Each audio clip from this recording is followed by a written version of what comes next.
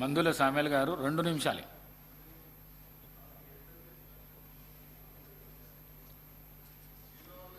గౌరవ స్పీకర్ గారికి ధన్యవాదాలు.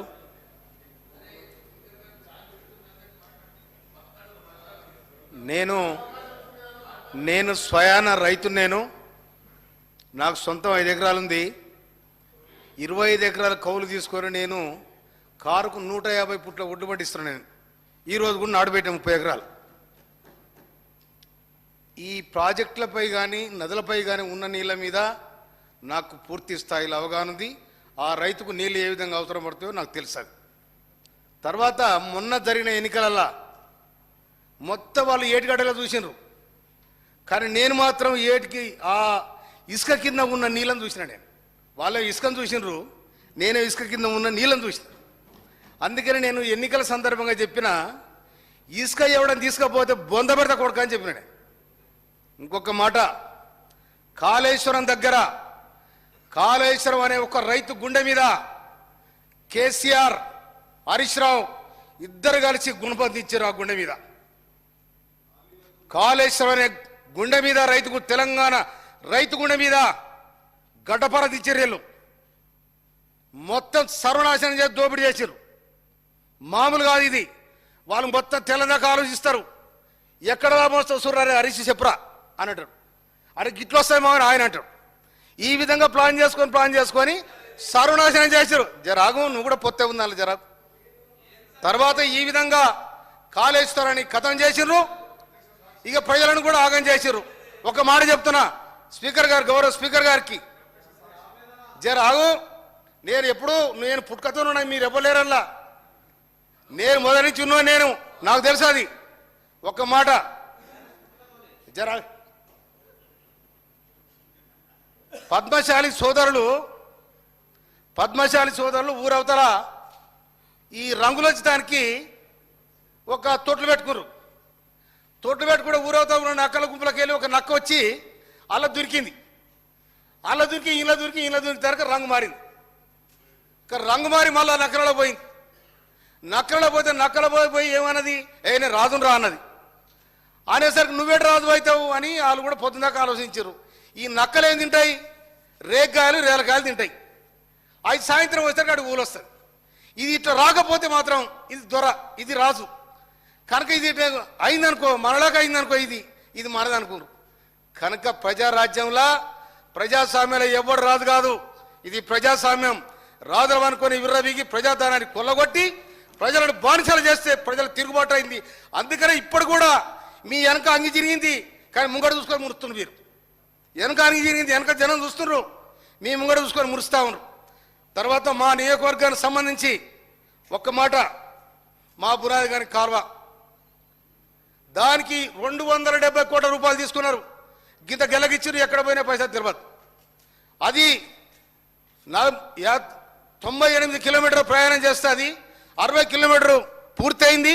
ఇంకొక 20-30 కిలోమీటర్లు అయితే కంప్లీట్ అయింది. కనుక ఇరిగేషన్ మినిస్టర్ గారికి నేను ధన్యవాదాలు తెలియజేస్తాను. జర సాంక్షన్ చేయాలి. శాలిగారవరంలో మనం 10 కోట్లు పెడితే 20,000 ఎకరాలు బారే పరిస్థితి ఉంది. అది అసిఫ్నగర్ కాలువ, ఎన్నాళ్ళ నుంచో నైజాం కట్టిన కాలువ కాంచి ఆ పాయ కాలువ ఉంది. కనుక దాన్ని కూడా కంప్లీట్ చేయడానికి మాకు సహకరించాలని మనవి చేస్తా ఉన్నాను నేను. తర్వాత చెక్ డ్యాములు, మా నల్గొండ జిల్లాకు చెక్ డ్యామ్ శాంక్షన్ చేశారు. ఈ చెక్ డ్యామ్ల కాంట్రాక్టర్ ఎవరంటే సిబై కాంట్రాక్టరు సుధాకర్ రావు గారు.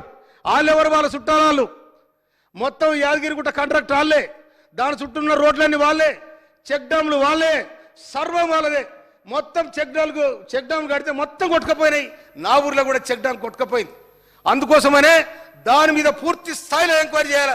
అది జేజమ ఉన్నా కూడా ఎవరిని వదలొద్దని కూడా నేను మనవి చేస్తా ఉన్నాను. నేను ఇవాళ నా చెక్ డ్యామ్ కోసం కంటే తిప్పలబడతా ఉన్నాను, ఎడ్ర దేవుడని.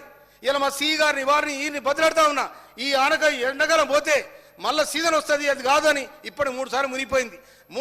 3 చెక్ డ్యామ్ కొట్టుకపోయినాయి. కనుక ఈ విధంగా పరిస్థితి ఉంది. తర్వాత ఇప్పుడు ఇంకోటి, ఇసుక మూడలు మోసారు, మొత్తం మా ఏరినంతా లూట్ చేశారు. యాడిపోయినాయి ఈ ప్రజలంటే ఎక్కడ చేరాలో అక్కడ చేరినాయి. నేను జగదీష్ రెడ్డి గారు మంత్రి ఉన్న అడిగినా, అయ్యా మరి ఏట్లే ఇదంతా ఇసుక పోతా ఉంది, నీళ్ళు దోశ ఇడుచుకపోతే 2 దోశల నీళ్ళు కిందికి పోతాయి. ఎట్లా అంటే జయశెట్టి గారు ఏమనే ప్రగతి భవన్ నుంచి ఫోన్ వస్తుంది కలెక్టర్లకు నేనేం చేయన్నాడు. అందరు పొత్తుదారులే, అందరు పాలుదారులా. అందుకోసమనే ఇసుకను మింగిరు, భూములను మింగిరు, ప్రాజెక్టులు మింగిరు. ఈ తెలంగాణను మింగడానికి ప్రయత్నం చేస్తే నవంబర్ 30 తారీఖు నాడు గుర్తుకు వచ్చితే డిసెంబర్ 3 తారీఖు నాడు కథం అయిపోయింది. ప్రజాస్వామ్యం నిలబడాలి. అది మా రేవంత్ రెడ్డి గారి నాయకత్వంలో ప్రజాస్వామ్యబద్ధంగా ఈ రాష్ట్రం నడుస్తాను కూడా నేను మనవి చేస్తాను. Thank you sir. Doctor Sanjeev Reddy గారు. ధన్యవాదాలు అధ్యక్ష. మెదక్ జిల్లా గురించి చాలామంది చెప్పడం జరిగింది, ప్రస్తావించడం జరిగింది. ముఖ్యంగా మా మాజీ మంత్రివర్యులు గౌరవనీయులు హరీష్ రావు గారు ఏదైతే మా జిల్లా మంత్రిగా ఉండ్రి, ఎప్పుడు మా నియోజకవర్గంలో బై ఎలక్షన్ వచ్చినప్పటి నుంచి కూడా ఎన్నో వాగ్దానాలు చేయడం జరిగింది మా గౌరవనీయులు మాజీ మంత్రివర్యులు గారు. కాకపోతే అందరు చాలామంది సోదరులు చెప్పినారు ఏమో నీళ్లు మొత్తం మెదక్ జిల్లాకే తీసుకుపోయినట్టు మాట్లాడిందని చెప్పేసి.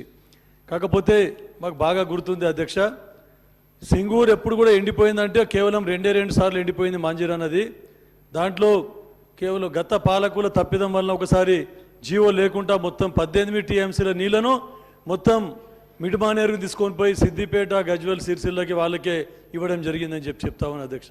ఎందుకంటే కొంతమంది సోదరులు పొరపాటున నాకు ఇంతకుముందు కూడా ఎవరో మొత్తం మీ మెదక్ జిల్లాకే తీసుకుపోయినారని చెప్పడం జరిగింది.